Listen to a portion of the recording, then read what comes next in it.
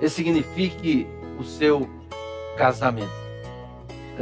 Nesse tempos de pandemia, eu peguei uma mania muito boa, no final da noite aí, de assistir séries. Então eu gosto muito das séries ali do Netflix, e tem uma série chamada The One. E essa série é uma série britânica, original ali, produzida pela própria Netflix, que viaja aí por um mundo futurista em que as pessoas têm a oportunidade de burlar todas as incertezas, de conhecer alguém e tentar um relacionamento através de um teste científico criado por uma empresa chamada, justamente é o nome da série, The One. E combinando ali informações colhidas a partir de amostras de DNA, o experimento é capaz de juntar duas pessoas de uma forma que elas fiquem geneticamente apaixonadas, ou seja, que ela encontre o seu par perfeito. E numa sociedade em que as pessoas têm medo de não encontrar aí um romance de conto de fadas, esta empresa, mostra ali a série, vende o Felizes para Sempre, que pode ser descoberto tão facilmente quanto um jogo de memória. A gente pensando nessa série, uma série muito interessante, tem aí a primeira temporada para você assistir. No primeiro momento, pode parecer até interessante essa questão de encontrar o par perfeito através de um programa de computador que pega o DNA e acha então essa outra metade da laranja. Mas se as coisas realmente fossem assim, perderia a graça, pois não haveria mais a questão do flerte, a questão da sedução, a conquista e a própria construção do relacionamento a dois, pautado pelo amor. Nós gostamos sim das coisas prontas, gostamos das coisas fáceis, mas em relação ao casamento, isso não é possível, isso não existe, fica só na esfera da ficção. Casamento é mais do que um contrato, mas um relacionamento que exige dedicação, exige investimento, exige entrega. E por isso mesmo não é fácil, porque ele não vem com um manual. Por mais que eu costumo dar aí um curso rápido para aqueles que vão se casar, por mais que você tenha orientações de pessoas já que estão casadas há muito tempo, aquilo não é um manual, porque cada casamento tem a sua particularidade, cada casamento tem a sua especificidade, portanto, não dá para você pegar o que acontece num relacionamento e trazer e encaixar no seu relacionamento e achar que vai dar tudo certo. É uma construção que exige de nós realmente entrega, dedicação e, acima de tudo, exige amor. Amor, e um amor, como já preguei aqui, que não é simplesmente um sentimento, mas um compromisso firmado um com o outro.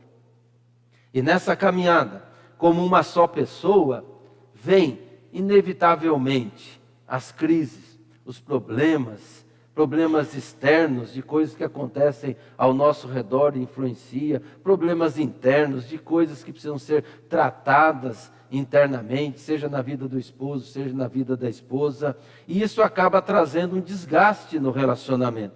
Todo relacionamento humano sofre desgastes com o tempo, não tem jeito, tá? Não tem como evitar isso, faz parte da nossa caminhada.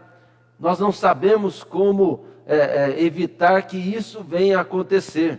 E em muitos momentos não temos também paciência e coragem para buscar ajuda, porque o desgaste vem.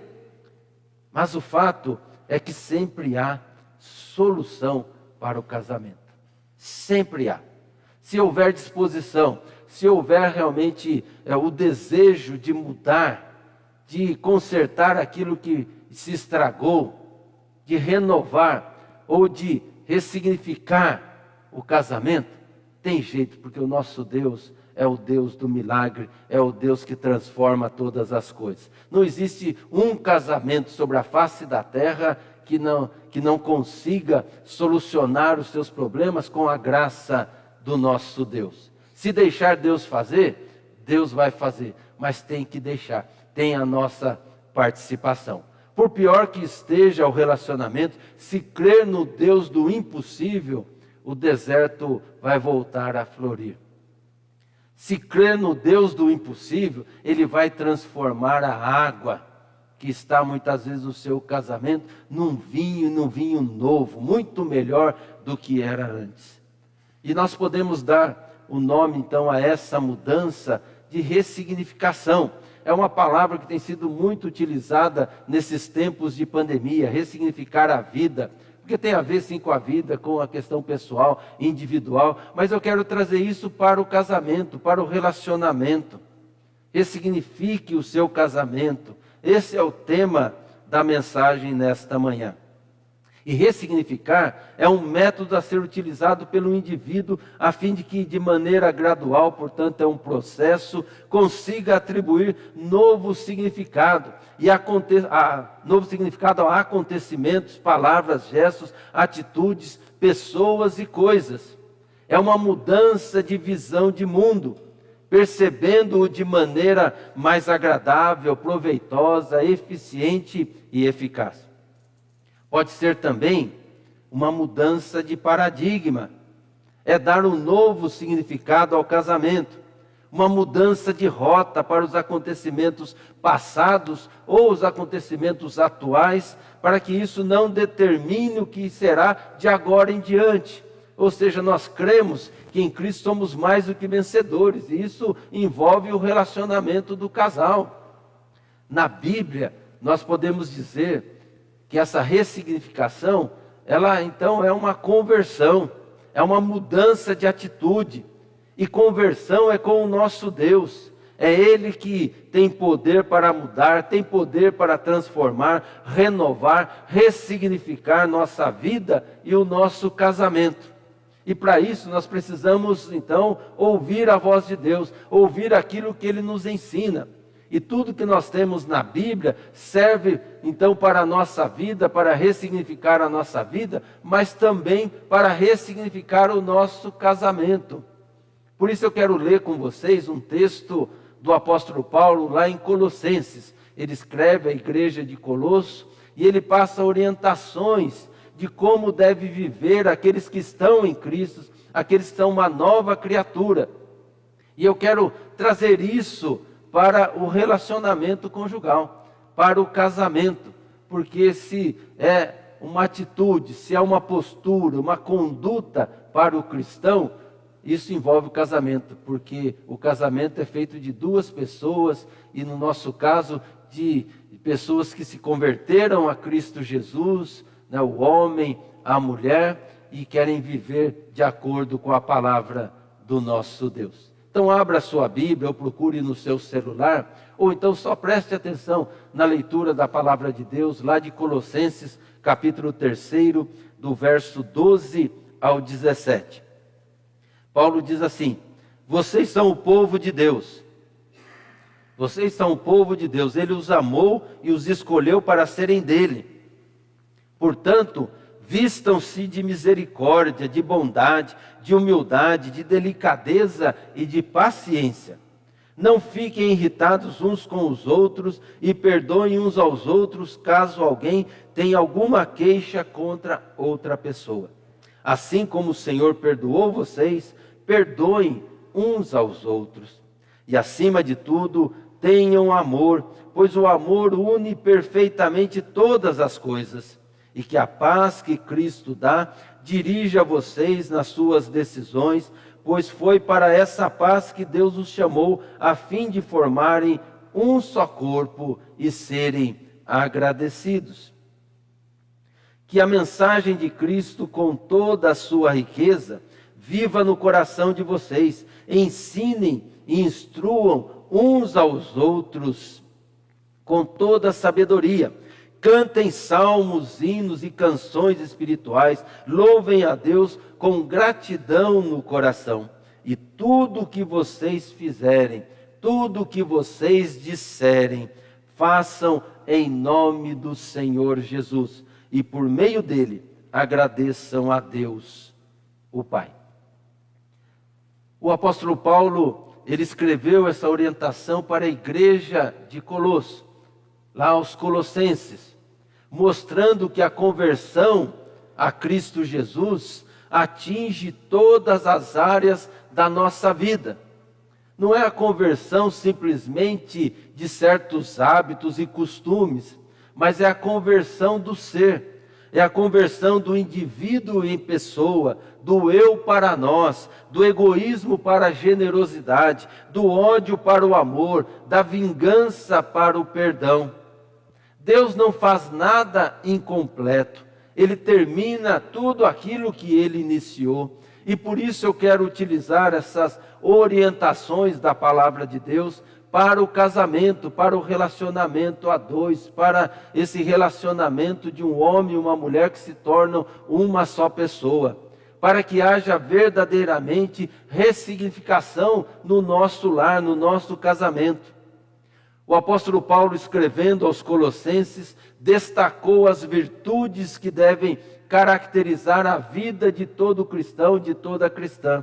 Portanto, é legítimo usar essas virtudes para o casamento, para o relacionamento conjugal. E ele fala sobre a roupa, a ética, a espiritualidade, a conduta do cristão e da cristã.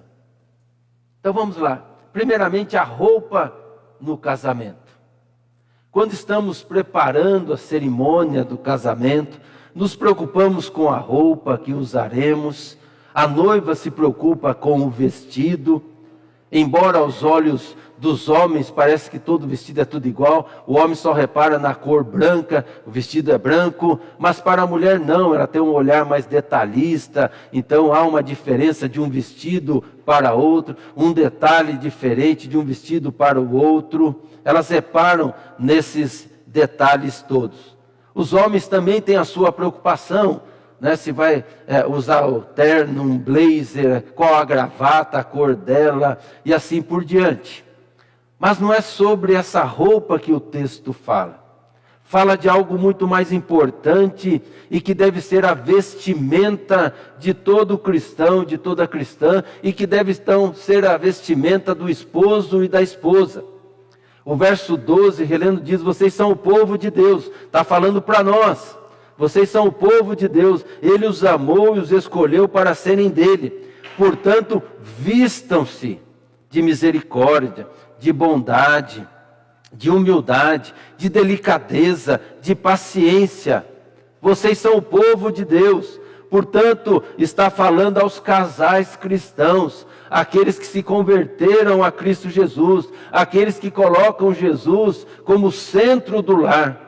Casais que creem que Jesus é o Senhor e que devem obedecer a Ele, obedecer a Sua palavra. E do que é que Paulo está falando aqui quando diz que nós devemos nos vestir? Ele diz: vistam-se de misericórdia, vistam-se de bondade, vistam-se de humildade, de delicadeza, de paciência. Veja se isso não tem tudo a ver com o casamento. Lá na tradução revista e atualizada, diz assim: revesti-vos de ternos afetos de misericórdia. Ternos. Talvez venha daí que se acha que o crente tem que usar terno, mas não é isso que o apóstolo Paulo está dizendo. Não é isso, não é dessa vestimenta que o apóstolo Paulo está nos ensinando. Paulo está falando aí do adjetivo terno, de ternura, de carinho, de suavidade, de meiguice. Está falando de afetividade, ou seja, aquilo que nos afeta. Está falando de atitudes em relação ao outro. Paulo está dizendo que todo cristão, toda cristã deve se vestir, ou seja, seja visto dessa forma, com uma roupa que mostra esse compromisso com Cristo Jesus, que é uma roupa que a sociedade não quer usar, que muitas pessoas não querem usar, e que muitos casamentos também não querem usar.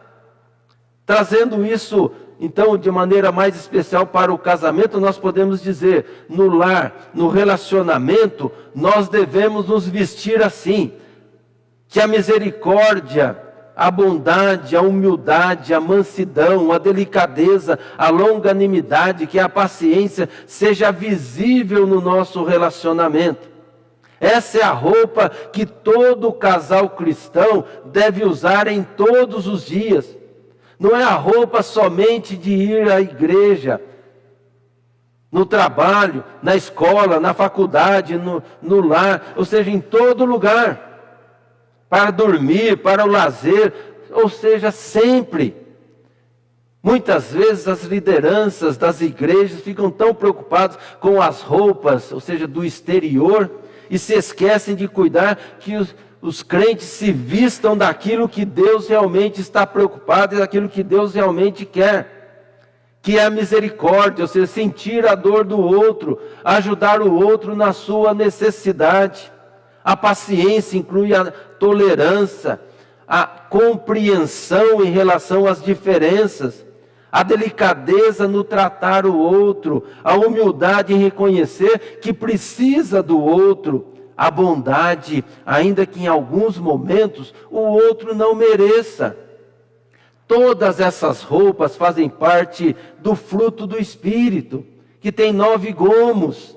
Nós devemos praticar o fruto do Espírito no nosso lar. Devemos praticar em todo lugar, mas de uma maneira muito especial dentro do lar. Porque não adianta nada praticar no trabalho, na faculdade, com os amigos e amigas, se no lar nós negligenciamos isso. É aquela frase né, que se fala bastante, ou seja, na igreja é um santão, na rua é um crentão, e no lar, na casa é um cão. Ou seja, ele é tudo de bom, é uma maravilha, todo mundo elogia, né, aquela pessoa, a postura dela lá no trabalho, lá com os amigos e amigas, né, em todos os lugares, mas dentro de casa ele não é nada daquilo, ou ela não é nada daquilo. Segunda coisa que o apóstolo Paulo nos ensina é sobre a ética no casamento. Após falar da roupa do cristão, ele fala do comportamento entre os cristãos, fala da ética nos nossos relacionamentos, e novamente isso tem tudo a ver com o casamento.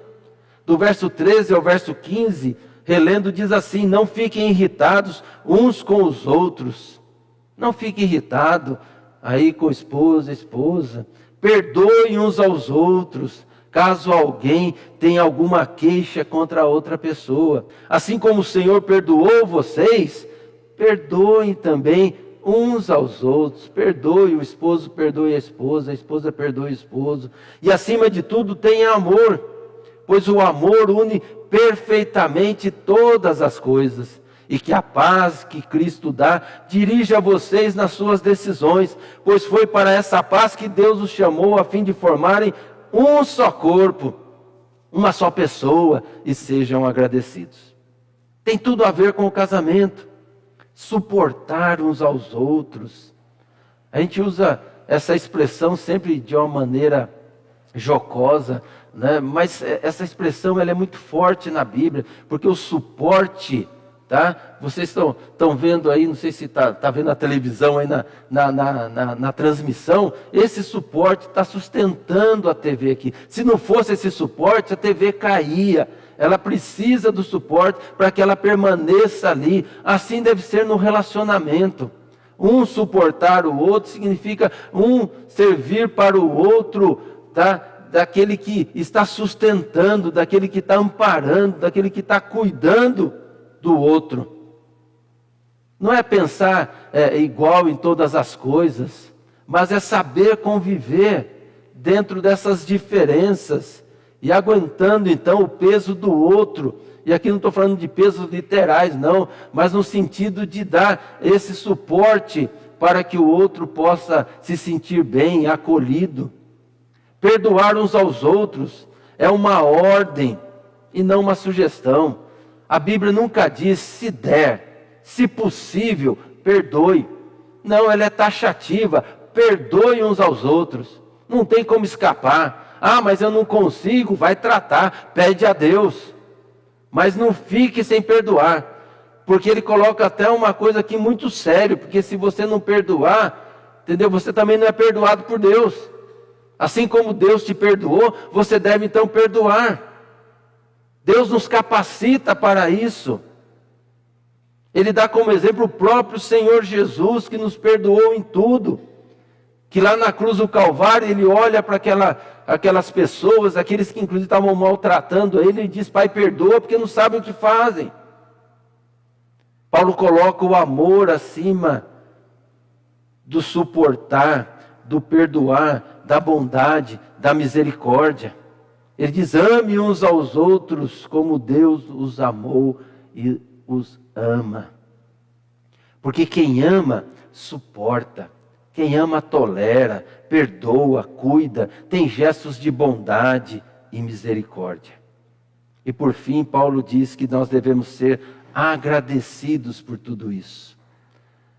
Porque a paz que Cristo nos dá, essa paz que está em nós, em sua igreja, devemos viver de tal forma que o mundo veja a reconciliação que Deus proporcionou através de Cristo Jesus. O relacionamento conjugal que vive isso serve de testemunho para as pessoas. Terceiro, Paulo fala da espiritualidade no casamento. Paulo falou da vestimenta, da ética, do comportamento do cristão, e agora fala da espiritualidade, que é o alimento para vivermos um relacionamento sadio com Deus. Assim também no casamento. No verso 16 ele diz que a mensagem de Cristo, com toda a sua riqueza, viva no coração de vocês. Ensine e instruam uns aos outros com toda a sabedoria. E aí cantem salmos, hinos, canções espirituais, louvem a Deus com gratidão no coração. A espiritualidade é a medida do nosso relacionamento com Deus e com as pessoas. E Paulo mostra o caminho para uma espiritualidade sadia e equilibrada. Espiritualidade que não existe somente no vertical, mas também no horizontal. Aliás, ela se completa assim. Ela nunca é só horizontal, ela é também só vertical, mas ela é também horizontal. É em relação ao outro e em relação a Deus. Espiritualidade que deve ser encontrada então no casamento. Ele diz: encham-se da palavra de Deus. A palavra de Deus deve encher o nosso coração. A leitura, o momento devocional, o culto doméstico deve fazer parte do nosso lar. A palavra deve arder no nosso coração, como aconteceu com os discípulos no caminho de Emaús. Conhecer e crer e colocar a palavra em prática. Isso que o apóstolo Paulo está nos ensinando, colocar em prática no nosso casamento. Segundo, ele fala ensino e aconselhamento mútuo. Se alguém pensa que pode viver a sua espiritualidade sem relacionamentos, está muito enganado. A igreja é o corpo de Cristo que se reúne para compartilhar da palavra, instruindo-se e aconselhando-se mutuamente, quer seja através do pastor, do presbítero, a presbítera ou de qualquer outro membro que maneje bem a palavra do Senhor. O casal, portanto, deve participar ativamente da igreja, deve participar ativamente daquilo que acontece na vida da igreja, alimentando a sua espiritualidade com Deus e as pessoas. Louvando a Deus, diz o apóstolo Paulo, é outra coisa que envolve também a igreja e os casais. A igreja é formada por famílias, famílias que se unem, se reúnem para louvar e adorar ao Senhor. Nós podemos e devemos louvar a Deus sempre, no lar, no trabalho, na igreja. Louvar é mais do que cantar, é a expressão da vida nas mãos de Deus.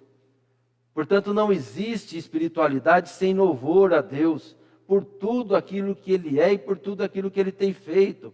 Louve a Deus pelo seu lar, louve a Deus pelo amor que une aí o seu casamento, pelos filhos e filhas, louve a Deus por tudo. E seja grato, diz o apóstolo Paulo, gratidão no coração. Em vez de ficar só reclamando dos problemas, seja grato a Deus. A espiritualidade também consiste em ter um coração grato ao Senhor por tudo. Paulo, em quase todas as cartas que escreveu, ele enfatiza que o cristão deveria dar graças a Deus. Em tudo dai graças, porque esta é a vontade de Deus em Cristo Jesus para convosco. Crendo no amor e no cuidado de Deus, o nosso louvor a Deus não pode ser uma coisa mecânica, mas de coração, um coração que é grato, que reconhece que tudo vem de Deus, que tudo pertence a Deus e tudo é dado por Deus. Agradeça a Deus pelo seu casamento. Está com problema, está com dificuldade, precisa ressignificar, mas agradeça a Deus, porque existe o casamento. É a partir dali que vai vir a ressignificação. Os problemas, as crises acontecem porque nós estamos casados. Se não tivesse casado, não tivesse família, não teria os problemas que vêm sobre todo o lar. Então agradeça, agradeça. Como eu já disse numa mensagem aí, alguns domingos atrás, não existe casal perfeito que não tenha problemas, que não passe por crise. O que existe é o casal que consegue conversar sobre os problemas sem brigar. E para concluir, Paulo fala aí da conduta do cristão e que tem implicações nessa ressignificação do nosso casamento. Ele diz assim no verso 17: em tudo que vocês fizerem, em tudo que vocês disserem, façam em nome do Senhor Jesus e por meio dele agradeçam a Deus, o Pai. Fazer tudo em nome de Jesus. Significa que eu não devo fazer nada sem ter a certeza que aquilo é a vontade de Deus para a vida do meu lar, para a vida do meu casamento. Significa que a minha vida, o meu casamento pertencem inteiramente a Jesus. E nós vivemos para servi-lo. Por isso, ressignifique o seu casamento em nome de Jesus. Em nome de Jesus. A esperança do cristão nunca morre. Porque ela não está pautada nas coisas deste mundo, mas sim em Cristo Jesus, naquilo que Ele é e naquilo que Ele pode fazer. Agora, para que tudo isso aconteça no seu casamento, para que ele seja ressignificado, é necessário desejar a mudança no relacionamento. Isso começa comigo. É aquela música, começar em nós quebra coração. Não adianta nada projetar a mudança na minha esposa. Tem muitos casais que oram assim: Senhor, transforma a vida da minha esposa, ou esposa, transforma a vida do meu esposo. Não, a oração transforma quem ora. Quem ora. Então é você que precisa ser transformado. É você que precisa ser mudado. Busque ajuda no tratamento do casamento. Seja humilde para isso. Busque ajuda, seja do pastor, seja de um terapeuta, e submeta a esse tratamento. Eu percebo que muitos casais que me procuram, quando começa o tratamento ali, até estão empolgados, mas depois vão deixando, ou seja, não querem ser tratados, porque isso dá trabalho, é um processo. Ressignificar não é algo que acontece de uma hora para outra.